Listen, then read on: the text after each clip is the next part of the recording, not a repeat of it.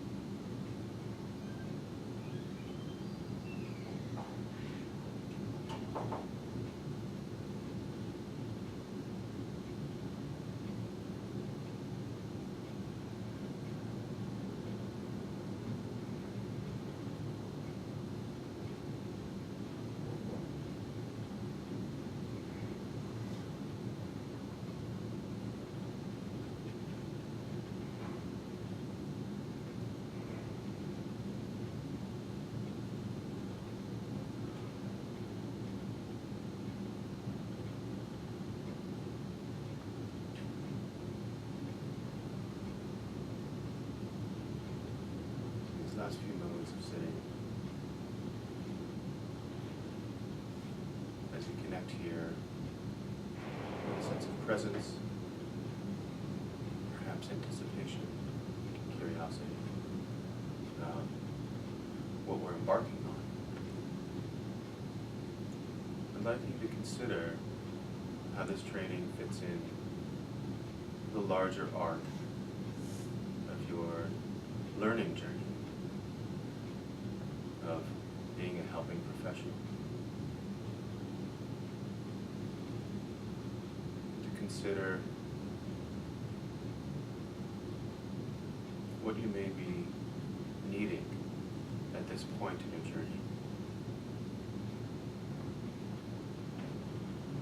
and how this training could possibly fulfill some of that need, provide you something of value.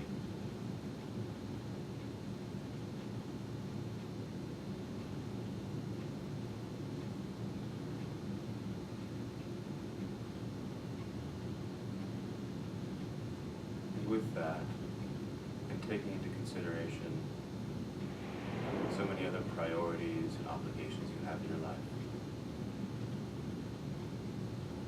consider how, in order to really get out of this training something of value, how might you participate in this room and with assignments and bringing the learning from this training out into your life and professional work? There's no right or wrong answer to that. It's simply a question of, given what you're looking to get, how does that aspiration or intention orient you and your participation here?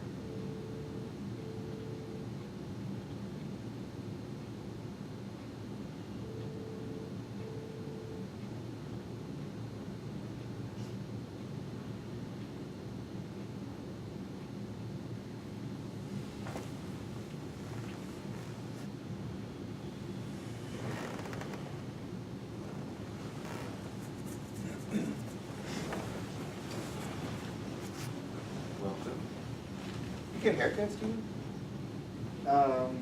Pretty recently, like a week or two ago. All right. Thanks. Good shot. Jarrell did not get a haircut. No, I'm still going. Looking sharp. For the camera. Missed it. This is all the lights of it. Is this right? Yeah. Mm-hmm. It's an oddly lit room. Well, it's all there. Over there. Yeah. You know what? Let's do that. I'll get this. We've also got everything.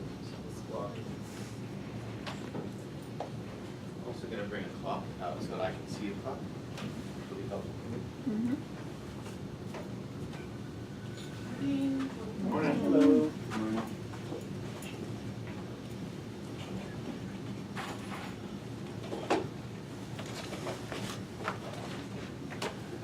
I want to thank you all for being on time this morning. This is awesome because we don't have that much time, like an hour and 20 minutes, in order to sort of dive into something. It's just, as you know, it's sort of like there's the beginning, then there's the middle, which is the juicy bit, and then there's the end, which I think is really about how to move forward. So to be on time has really helped to make great use of this. And I apologize for those printer issues that I was dealing with, maybe a bit late. Let's see. So to begin, I'm curious. Yeah. Before we even start anything about orienting to this training, I'd be curious to hear more about what folks are wanting to get out of this, because that's actually going to inform a lot of the approach that I take. So, yeah, like if this training were to be really helpful to you or impactful, like what would be happening? What would you get out of it? You know, what are you looking to really get from this? Just strengthening your work or informing your perspective or whatever? Start anywhere. I would like just to get more of a basic understanding of ACT, since I feel interested in it. Mm-hmm. And then also, I feel more comfortable being in, just like being with someone and like being silent, listening. And then it would be nice to have something else to provide, like a framework for some more direction. Okay. So like a framework for guiding direction. Yeah. Okay. That works. Great. Yeah, along those lines, I know that's something I'm interested in more, just a deeper understanding of ACT interventions and how they work with it.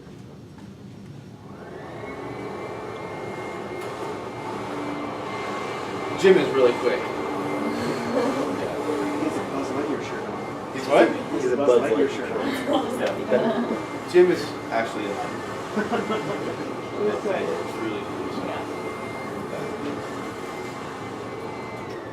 Yeah. I went to your ACT lecture in the spring that you gave at Naropa, and you gave a good essence and a good core of it, and that's what I feel like I have, an intuitive understanding. It's very implicit, but I'd love to learn more of how it would practically look in session or contact. Okay.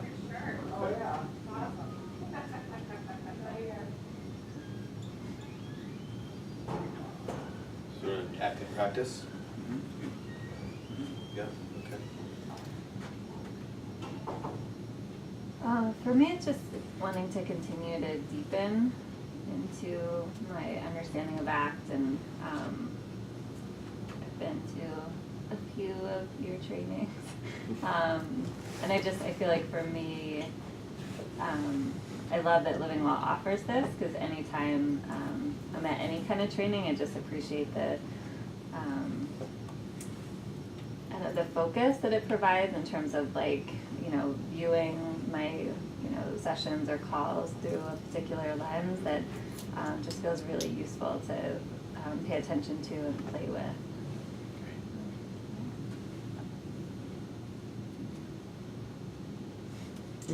Deepen understanding of ACT.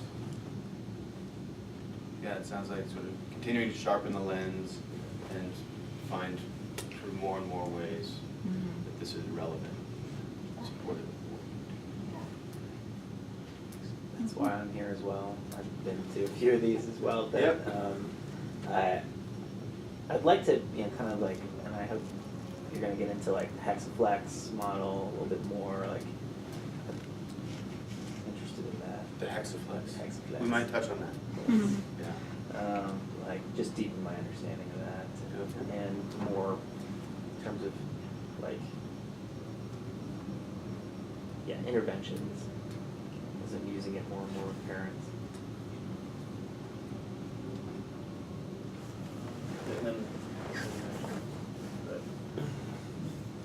So skills practice here, I'm just in a couple Yes. of places here.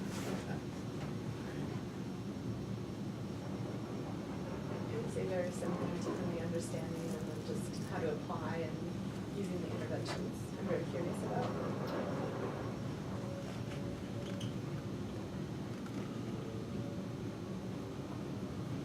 Wide understanding.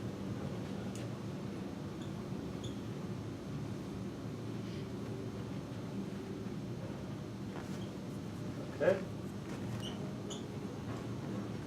Pretty much the same for me too. Yeah? Yeah. just All wanna right. learn It's tough going how at the to- end, isn't it? Yeah, how to apply it to clients and just really maybe break it down into interventions, like what to use, and also maybe like what positions the clients are in that where ACT would be the most helpful. Okay.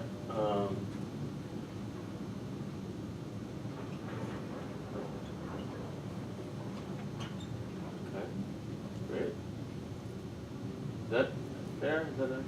When, how to use with clients?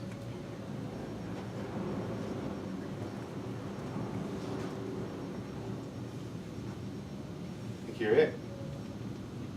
Yeah, interventions, framework. Okay.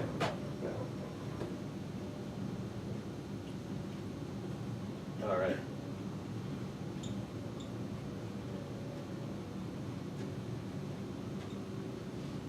Okay.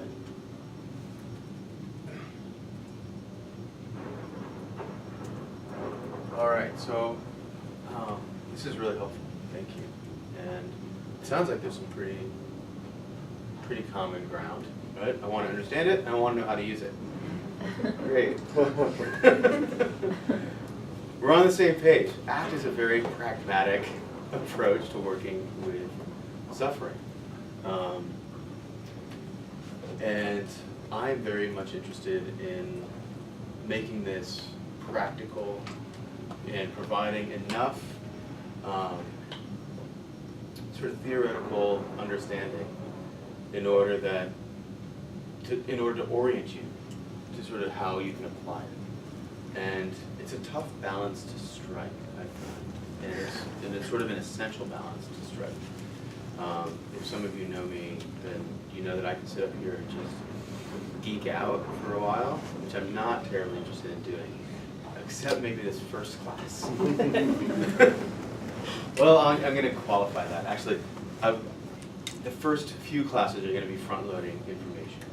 And then I'm hoping that we can have like 4 or 5, the last 4 or 5, be really a mix of sort of skills practice, feedback, and consultation, that we actually kind of can front-load a lot of information, and then we can start practicing it and jump in there. And that's going to take a lot of courage. It's going to take people sort of being like, I don't even know what I'm doing here, but here we go. And jumping in and doing something and then having people talk about what we're doing. And it's going to be, it often, for me, when I'm in that situation, it elicits all sorts of inner chatter around doing it right, doing it wrong. What does it mean if I'm doing it wrong? What does it mean if people are pointing out things that could have been different, and does that reflect on my self-worth? And like, it can get pretty heavy for me, actually. And I don't know if anyone, I'm seeing some nods, right? And yet, in my experience, like, I haven't found a better way to learn how to do something than by doing it and then examining whether or not it was helpful or worked or didn't work. And so I'm wondering if people here are like, you know, if we were to sort of be like, okay, we're going to do some skills practice now, and we're going to do a little fishbowl, who'd be willing to try this out? Would we have people in the room who'd be willing to try this out? Let's see, 1, 2, yeah, 3, yeah, Probably. Probably? All right, so then so when we get there, one of the things that this is great, because I'm hoping that next week we'll go over the matrix, and one of the things we can do is really look at like what gets in the way of us doing the things that we would choose to do in service of actually what we're wanting to do, what we're wanting to get from life, what we're wanting to actually demonstrate, right? Oftentimes taking steps in that direction can bring up all sorts of stuff that just keeps us in the know. And it's very difficult to move into that unknown territory. Very difficult to take a step out of it. I know how to do this, and I don't know how to do that. And I kind of want to learn how to do that, but yeah, we all got it. We all got it. Great. Okay. Who spent some time on that questionnaire? All right, awesome. If you didn't spend any time, did you take a look at it? Did you read the questions? Awesome, great. I would love to hear some people's thoughts about that. Whether they're sort of like, what was interesting or intriguing, what was obnoxious? Did you come up with something that was like, that you want to share, or that would be helpful to share, or possibly kind of check out with people? Is this the 3 questions? The 3 questions. Oh, okay. Yeah. Defining mental health is harder than I thought it would be. Yes. Sitting down, I was like, yeah, define mental health. And I was like, oh, God. Like, there's a lot that goes into it. So yeah, it was just trickier than I expected. And I still feel like I was able to like narrow down it. All right. Would you be willing to share what Sure. your definition is? So I called it the sum of a constellation of realms of experience, being thoughts, emotions, sensory perceptions, relationships, and environments. I feel like there may be more, but that's what I got. Basically, that we have like many dimensions of being, and mental health is like how all of those interact and come together. Okay. How would they come together in a way that's healthy as opposed to unhealthy? Because they can come together in unhealthy ways, that right? ties together into my root of suffering. Oh! Say more, Dr. Watson.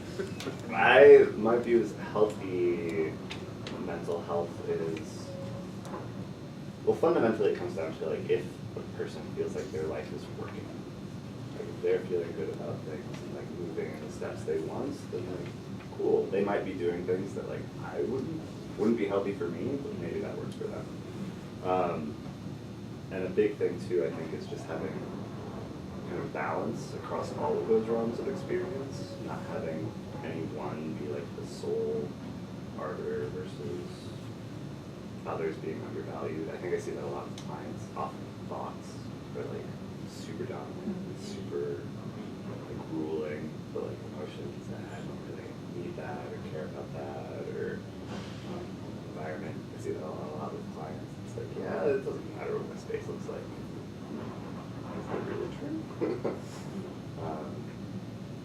So yeah, kind of rounding out the whole picture and being able to navigate all of the different dimensions with at least some level of competency.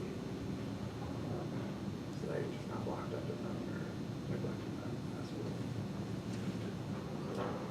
Alright. And so suffering is if there's sort of like neglect or incompetence in Yeah, areas. lack of skills, lack of experience, lack of willingness to explore. Just like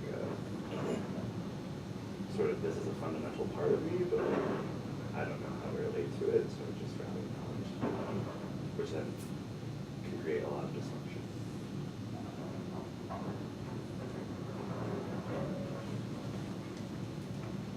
How was this exercise? It sounded like you kind of wrestled with it a bit.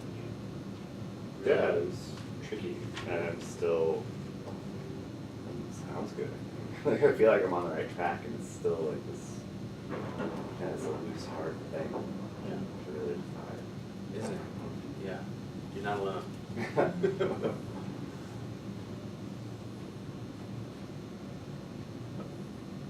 I had a similar experience with it, like wrestling with it, and it felt like to me such a big question, and to just narrow it down was really hard. I feel like I could write, it would be easier to write like a long paper about it than just a couple sentences.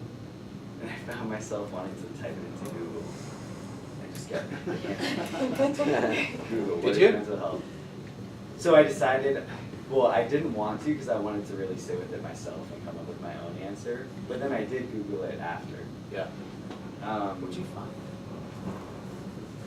I didn't really feel that good about doing it, and then I like looked at the World Health Organization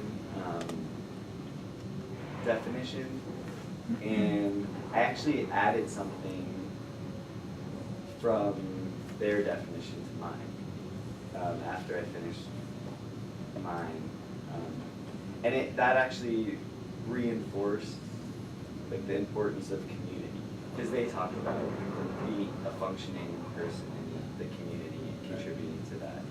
And that was like part of what I was thinking about, but then that really reinforced the importance of that through my definition. Yeah. Do you have something down? Yeah, I could read my. Yeah, would you be willing? definition right now. Yeah. Great.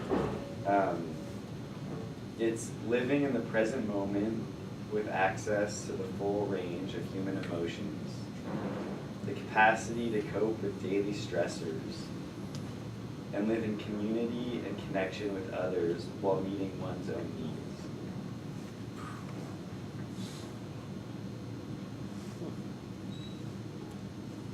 A+. Uh-huh. That sounds pretty whiz-bang to me. If I were doing that, I'd feel pretty darn healthy. Yeah, that's actually how I was thinking about it in myself. Like, what things do I really want? Uh-huh. Like, what am I working towards? And then what Yeah, exactly.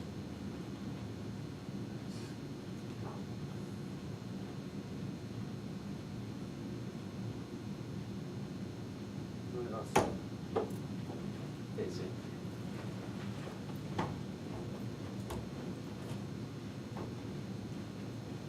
I'm kind of curious, like, where, like, meeting the demands of society, like, might fit into that too. Like being capable to meet the demands of society. It kind of goes along with, like, being community, but it's kind of more like that controversial part that's like, if you can't, oh well, like, are you still living here at most? But is there still a part that, you know, people should do? Right, and how would you know which demands Yeah. meet? Which society?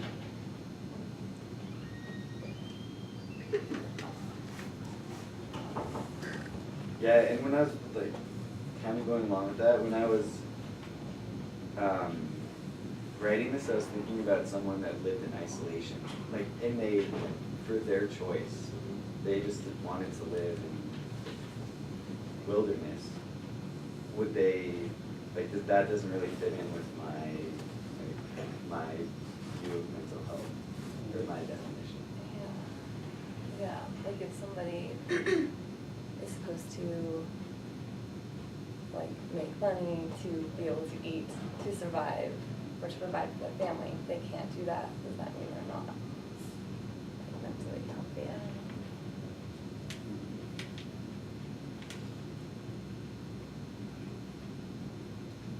There's all sorts of interesting questions about people's choice and whether or not somebody's life looks like somebody living in a cabin who sees like 4 people in a year. That would look pretty unhealthy to me. And yet, if they're sort of like this archetypal hermit, and that's really what they want to be, would we pathologize them?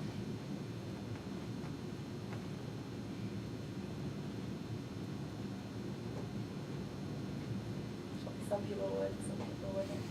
Right. Some people would and some people wouldn't. It's a mixed up world. Right. This world is pretty diverse. Right? And so for our purposes here, as we're looking at like what is the work that we're doing? Like we're all gathered here for in some measure to alleviate psychological suffering and help people to live full lives. Is that fair?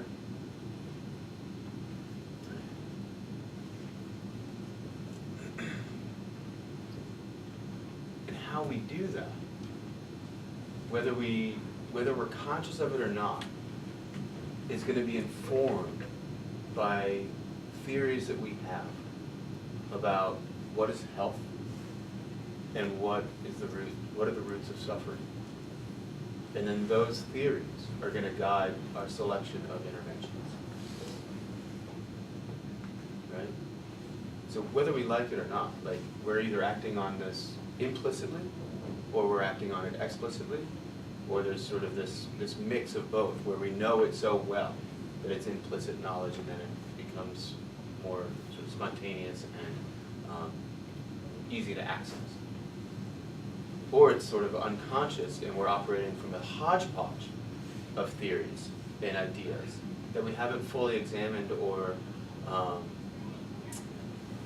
taken a critical awareness to determine whether or not the mix of theoretical streams that have informed our learning are actually compatible and congruent altogether. Or if one day we're working on changing somebody's thoughts, like, you're not a bad person, let me tell you why you're not a bad person, and I'll try to convince you that you're a good person, and that's a really unreasonable thought, right? And then the next week we're going back to them and we're like, well, and we're stepping back and be like, well, your thinking is not, there's never unreasonable thinking, all thinking is unreasonable, it's just whether or not it's helpful, right? And then the next one we're going down and we're like, oh, you know what, we need to stimulate bilaterally your hemispheres of your brain, and that's really what's going to be affecting change. Right? It's like, so one of the things that I'm wanting to start with here is really what is the theoretical ground that ACT stands on, and we can distinguish between, one of my teachers talks about these distinctions between theoretical eclecticism and technical eclecticism, right? So theoretical eclecticism is like what I just described, right? It's just sort of like, there's any number of theories that we're operating under, and we're sort of picking the theory that just is closest to us, or that is working, that we believe is going to work in this moment, right? Which can be problematic in the sense that different theories can be very conflictual with each other in terms of what mediates processes of change, right?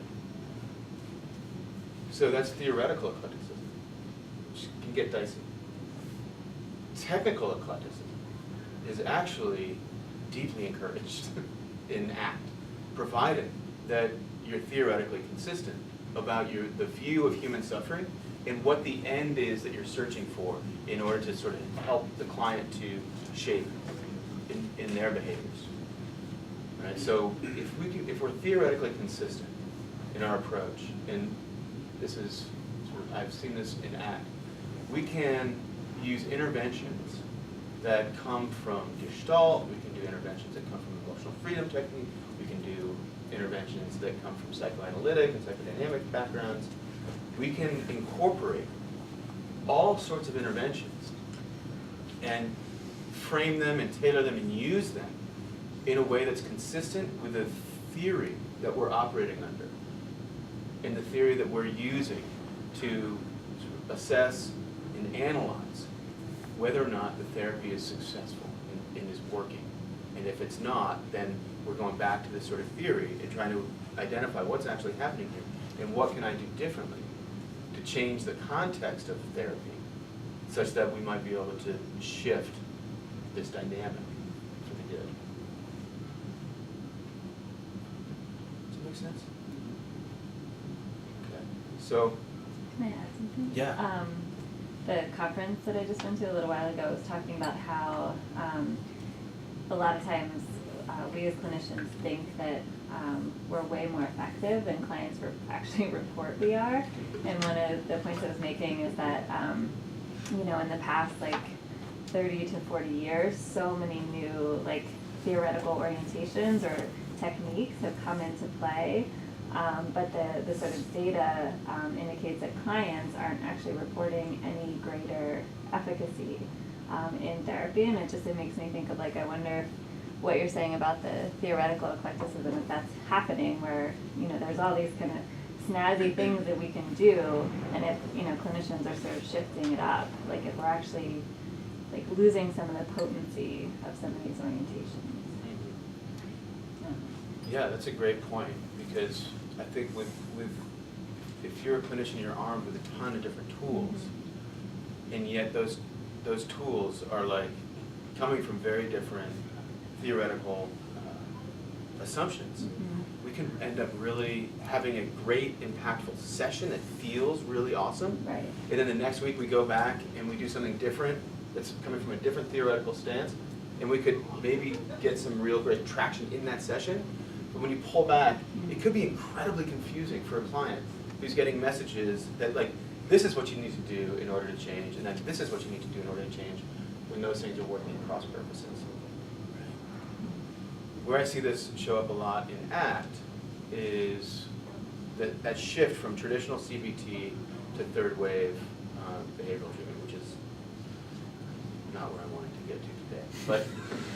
But where you're moving from this place of challenging one's thoughts and doing the sort of reality testing, and is your thought reasonable, and if it's unreasonable, we're going to keep arguing with you on that thought and basically undermine the logic of that thought, and so you adopt a new thought. That's sort of classical CBT. And then with ACT and DBT and this more contextualistic treatments, what they were looking at in the data was that actually a big thing that might be mediating change is not that we're changing the thinking, but we're changing one's relationship to thinking itself.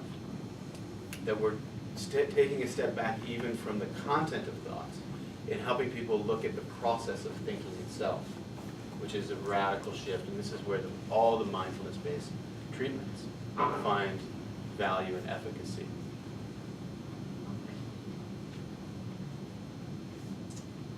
So where I see the sort of theoretical conflict often showing up in ACT is people start to argue with clients that their thoughts aren't sort of in line with their values. And it's a shift. We don't want to argue, we're not trying to argue with people, but we are trying to heighten awareness, right? And so like, if we start getting bogged down into this sort of like, well, let's change your thinking, as opposed to like, is that thought helpful? Which is taking a step back with a client and examining the thought with them and putting it in a different frame, as opposed to the thinking is reasonable or unreasonable, but instead putting in a frame of, is it helpful or not helpful? That subtle shift is quite profound in terms of the implications that it has in the sort of consistent, subtle messaging that we give to clients in our basic, our language customs in the therapeutic encounters. make sense? When I talk about language customs, that we have customs of speaking with clients that in the sort of broad pattern over time,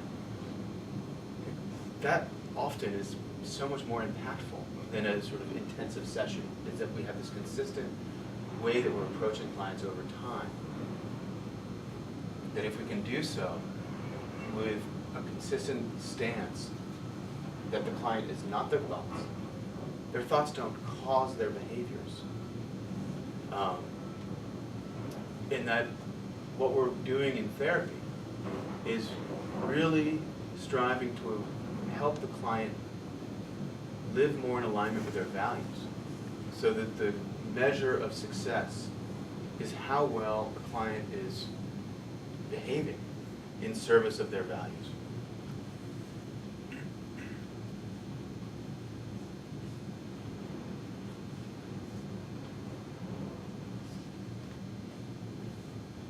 Would that be the part of the ACT definition of mental health?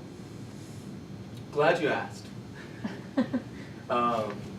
So the questions about mental health, and you brought up the World Health Organization. I got to go check out the World Health Organization's definition. Do you have it there? I can find it on my phone. What's that? I can find it on my phone. Could you?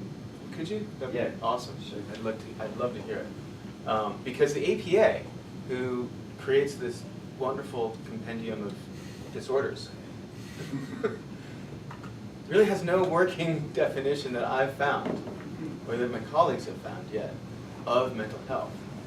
Now with the DSM-5, they have taken a step further towards defining illnesses as sort of functionally as opposed to formally, although it's still very much trapped in a sort of formal definitions as opposed to functional definitions. So the APA is operating under this old paradigm. If we kind of lift up the rug, so to speak, and look at what the APA is standing on. It's the American Psychiatric Association that puts out the DSM-5. And the psychiatry is a branch of medicine. And so we can look back and sort of what are some of the pillars of the scientific philosophy of medicine. And we can look at, so one of the articles was referencing the worldviews. It's sort of a mechanistic approach to the world, right? That's sort of like the universe is this elaborate, sort of, with the root metaphor being the machine, sort of elaborate machine that sort of functions, and all the parts sort of work together well, and if they're not working well, then we just need to find the parts and change the parts and move on, right?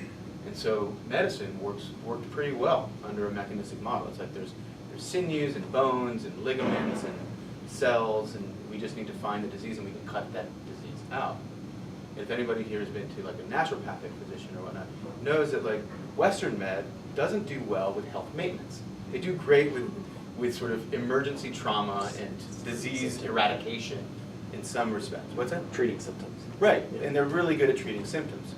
And where they sort of lose ground is in the more complex, contextually bound phenomena of sort of like, how does diet affect sleep, affect endocrine system, affect cancer, so to speak, right? Like all that complex interworkings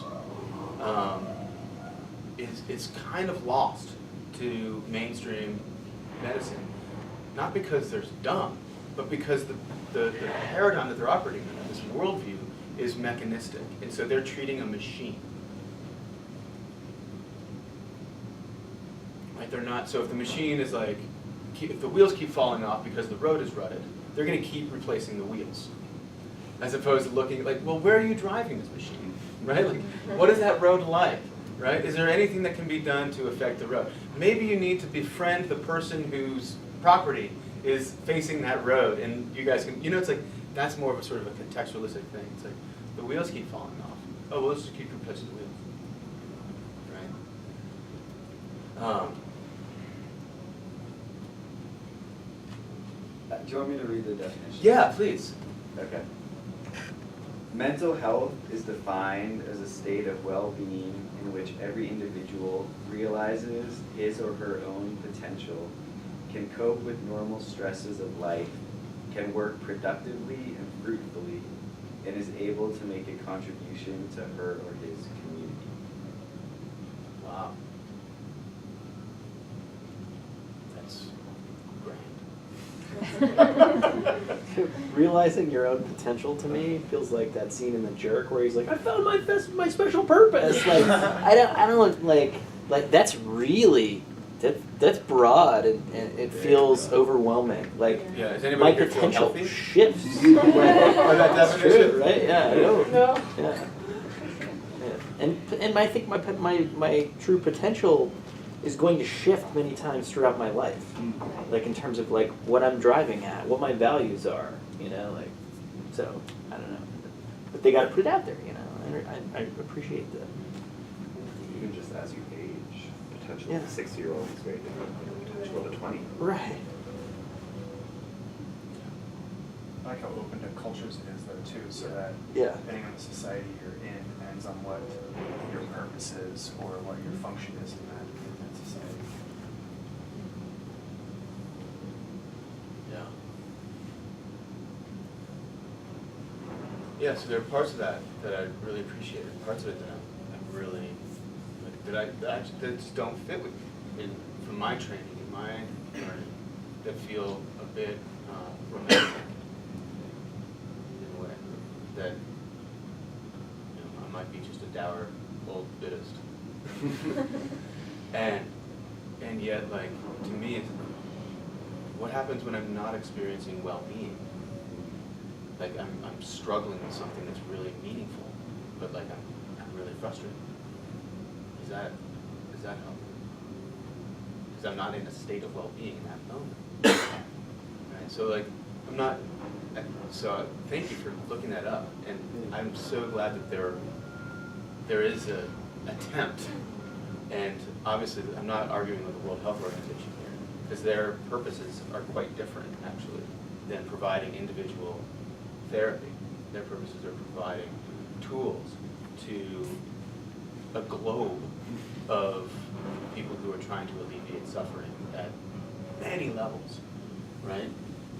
And I would say much of World Health Organization interfaces with broad, like large NGOs who are doing deep, like, relief work and whatnot. And so this may be a question of really what's the focus, right? And what's the context of this definition that we're trying to sort of then use as a means of assessing our work and the workability of our endeavors. So I can give you one definition. So the definition of mental health in ACT really comes down to the word psychological flexibility. So that's psychological flexibility is actually replacing the word mental health here. What, you may ask, is psychological flexibility? I'm glad you asked. Let's see, who am I quoting here? I can't remember if I'm quoting Kelly or Steve. I think it's Steve. Do the Steve voice if you're gonna do Steve. Psychological. No, I can't do it. Let's see if I can. This may be off, but this is close enough. Psychological flexibility is the ability to contact the present moment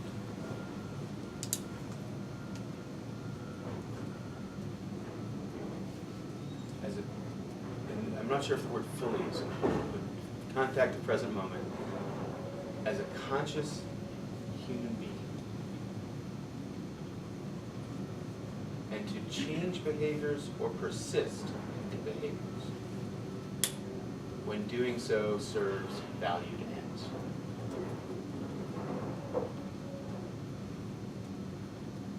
Could you say that one more time? Yes. Psychological flexibility is the ability to contact the present moment a conscious human being, and to change or persist in behaviors when doing so serves valued ends.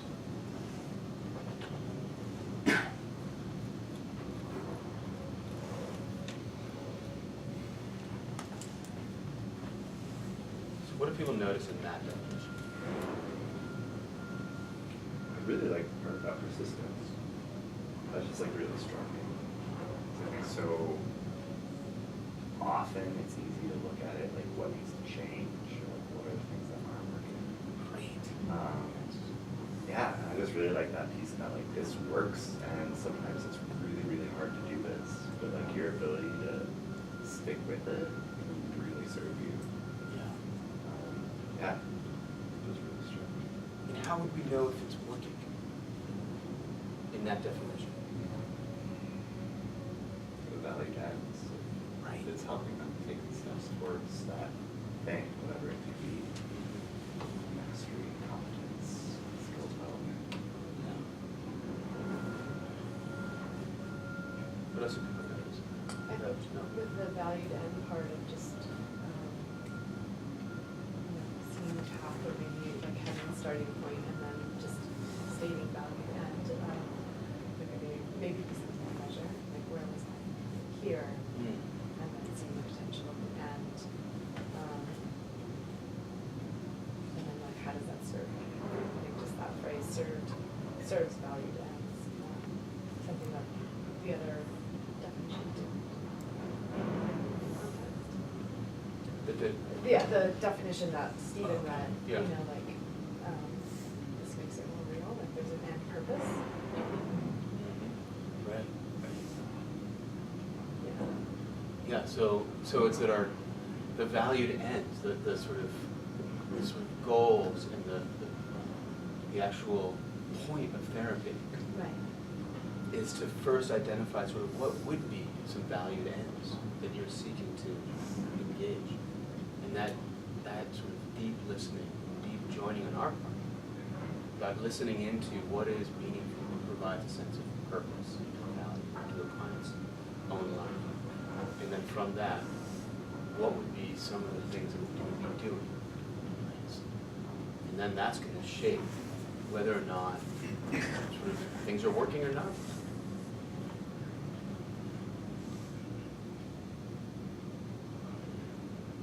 Anything else? The piece about ability to contact the present moment as a conscious human being, I think, really speaks to the context of recognizing your own potential. Of like, yeah, if I'm incredibly aware of where I'm at in life, and where I'm at now, and what I'm doing to affect change or persist in what I'm doing, or persist in my behavior. Like I'm actually, it's actually more of a here and now helpful definition for me, or helpful, like to put that in the context of the here and now is more helpful, and actually, for me, makes those valued ends easier to access. Because I don't know what my valued ends might be when I'm 45 years old, or when I'm 55 years old, Right. whatever. Right. But yeah. So it's now that I really like about this definition. It's like, okay, ability to contact the present moment as a conscious human being. Yeah. Conscious, like aware, Mhm. awake, tending to. Yeah. What I really appreciate about what you just shared there, Tyson, is that what that also does is it brings the lens of our work, our assessment, into this here and now relationship right now. In this moment, what is this client doing that's serving or not serving their values in terms of relationship? Are they demonstrating skills, practices, behaviors, insight, awareness, processes of contacting feelings, vulnerability, that in our assessment are actually moving them in the direction of some of their core values with respect to relationships and interpersonal function? right here, right? It's like this moment is what matters. Right? And one thing that has been brought to mind, like I was talking with a fellow, another trainer, I'm friends with, and after doing the FAP training, and he was about to go to Brussels and do ACT training for this big institute that was happening there, which I would have loved to have been to. Waffles. And he's like, oh, and his name's Martin, he's from the Midlands in England. He's like, oh shit, Brooks, it's like, you just come out of FAP training. Everybody's coming out of FAP training. The field's so open and brave and just courage and love.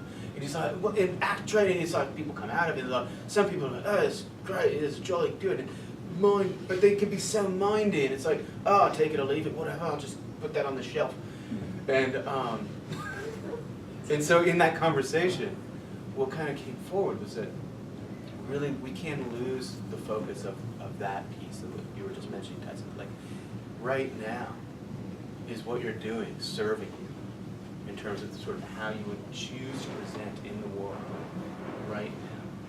We can lose that focus by sort of talking about the 6 core processes of ACT and like getting pretty mindy with this philosophy and how you apply it in sort of one's life.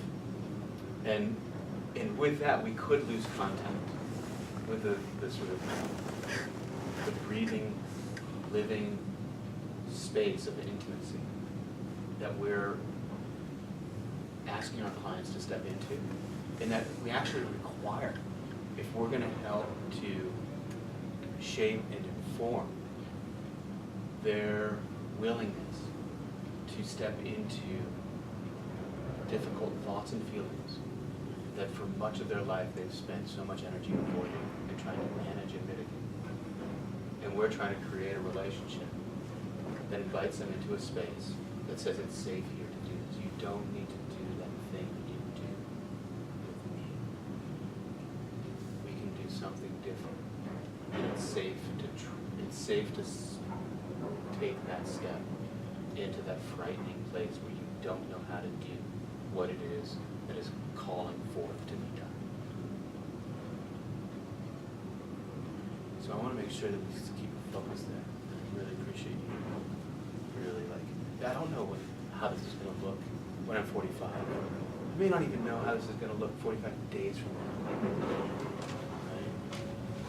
What I hear you speaking to in this is, I don't know if I can put it into words what's happening in my head, but kind of the like we're talking about psychological flexibility as it pertains to a client, and I feel like this definition is also like, how do we live psychological flexibility in the moment as a clinician, you know, factoring in the present moment, factoring in what our valued ends are, you know, in that specific context. Exactly. Well said, Jill. I think you said it really well. That, and I appreciate that kind of clarifies some of my thinking, that theoretical consistency in some way is sort of like our valued ends is to maintain consistency with a theoretical sort of choice that we're making in terms of how we're serving clients, right? It's a choice. And I'm presenting this stuff. You can take this or you can leave it. It's your choice. This is not gospel truth. This theory and all this stuff was sort of organized based on sort of looking at data and research and trying to find a way to frame processes of change and suffering practically so that people who are doing this work can go out and serve people effectively. It's not the only way. It's got a strong science behind it, and it's got strong philosophical roots that make it really clear on what they're standing. And there are other ways to be effective, for sure. So this is a choice that we're saying. So when we're in the room with somebody, like to me, part of this theory is that we're trying to help clients change or persist in behaviors, right, that are serving valued ends. I don't know a single client who's come here who, well, maybe one, maybe two. I know very few clients who have come here for whom connection is not a value that they would really want. Right? And so a lot of the strength of our program is and this is relationship-based program. Right? A lot of the work that we do is about really starting from that place of connection. How do we actually shape processes of connection, of intimacy in the room with clients? So we have to attend, we have to see what clients are doing in the room with us. We have to have some understanding of what their value set is to know if whether or not what we're seeing here with them is serving those value ends or not. And then we have to attend our own experience because things get pretty intense, they can be. And we have to then to look at where our own changing and persisting needs to be shaped. Right? Is there something that is like right behind our teeth? It's been there for 3 sessions that we haven't said because we're afraid of X, Y, or Z. Right? Wow, that's something that we really need to do, an assessment on our own stuff, right? Like what's holding me back? Because I'd imagine that there's this process, there's this dance happening,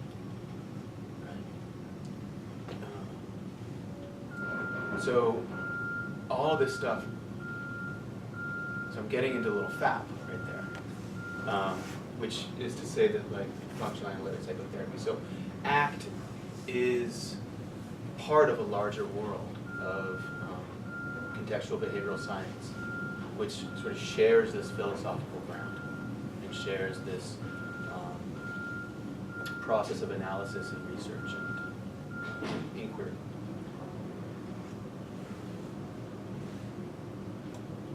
But all of this is to say that we're not doing anything to people. We're not doing ACT on people. Right? We're engaging in highly skilled, deeply intimate relationships with people and seeking to serve them deeply and meaningfully in their life so that they can actually live more in line with their own values. Not so that they can present in a certain way that looks tidy, not so that they can learn how to be more compliant with other people's wishes, unless of course, like they really want to keep their job and they have anger management issues. And so we might need to train them to learn how to do different things in the presence of the triggers, of the antecedents of anger, of those outbursts, right? And so that might look pretty compliance-based, and yet it's not compliance formally. It's compliance functionally to serve one's values. Does that make sense, the difference between formal and functional?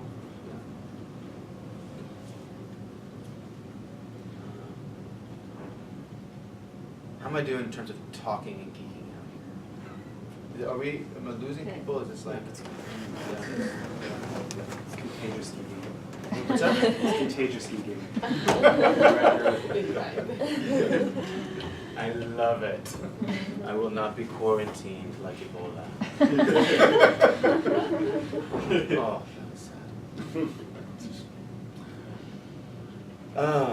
You know what I appreciate about this view of mental health is that it has room for someone to become healthy, whereas I feel like the DSM, you just get stamped with something and then it's with you, and it doesn't give you room to like grow out of it. With this one, if someone has PTSD, but they start learning how to stay in contact with that present moment and persist in the behaviors that are working, get rid of the ones that don't, they've moved into mental health. Yeah. Whereas in Western society, it's just like, oh, there they are with PTSD and this and that and that. Right. So appreciate that. You want to go another layer of geek in that one? Okay. What's that? Let's open it. Yeah, get that. Okay, so